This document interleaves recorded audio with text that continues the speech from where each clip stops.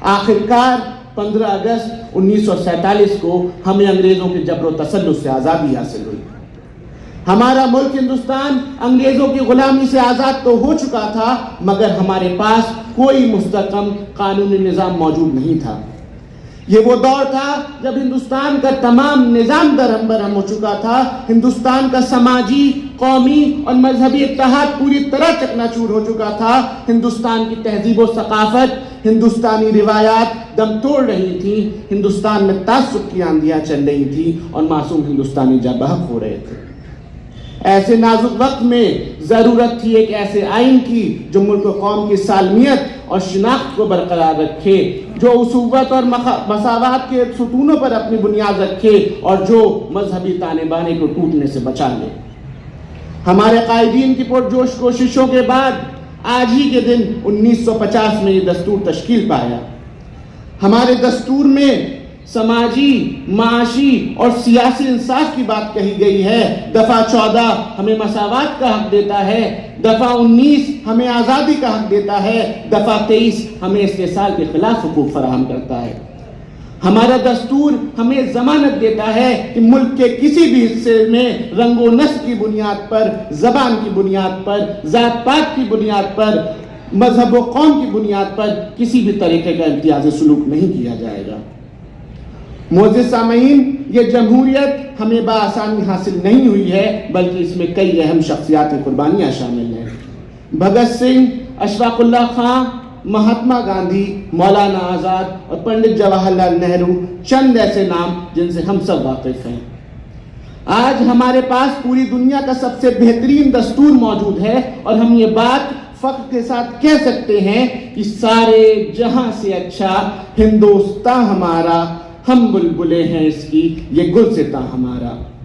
معزز سامعین، جمہوریت کا مطلب صرف آزادی رائے نہیں ہے، جمہوریت کا مطلب صرف آزادی خیال نہیں ہے، بلکہ جمہوریت کا مطلب یہ ہے کہ ملک کی طاقت قومی یکجہتی ہے، ملک کی طاقت یہاں کے عوام ہے اور ملک کا ہر فیصلہ یہاں کی عوام کا ہے اور کوئی بھی باہری طاقت ہمارے فیصلوں میں مداخلت نہیں کر سکتی۔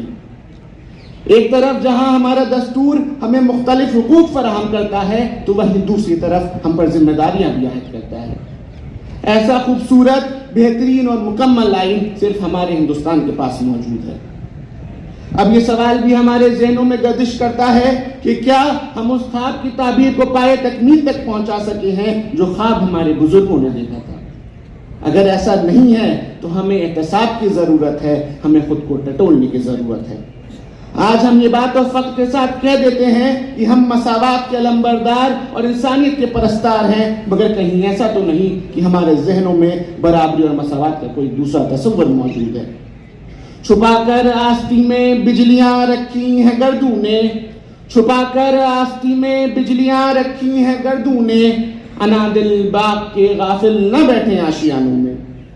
تو عزیز سامعین، آج کے دن ہم خود سے عزم کریں کہ اپنے دلوں سے مفاد پرستی اور خود غرضی کو باہر نکال پھینکیں گے، ہمیشہ ایمانداری اور صداقت سے اپنی زندگی بسر کریں گے، اور جن طاقتوں سے ہمارے ملک کی سالمیت کو خطرہ ہے، جن طاقتوں سے ہمارے ملک کی فلاح و بہبود کو خطرہ ہے، ہم ان طاقتوں سے جمہوری اصولوں کی پاسداری کرتے ہوئے مقابلہ کریں گے۔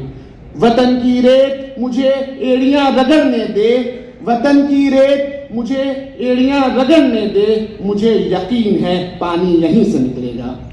اب آخر میں طلبہ علی گڑھ مسلم یونیورسٹی سے میں یہی کہنا چاہوں گا کہ ہم تعلیم کے مختلف میدانوں میں آگے بڑھیں اور نہ صرف اپنے ادارے کا بلکہ پورے ملک کا نام عالمی سطح پر روشن کریں۔ ایک بار پھر میں آپ سب کو یوم جمہوریہ کی پرخلوص مبارکباد پیش کروں گا۔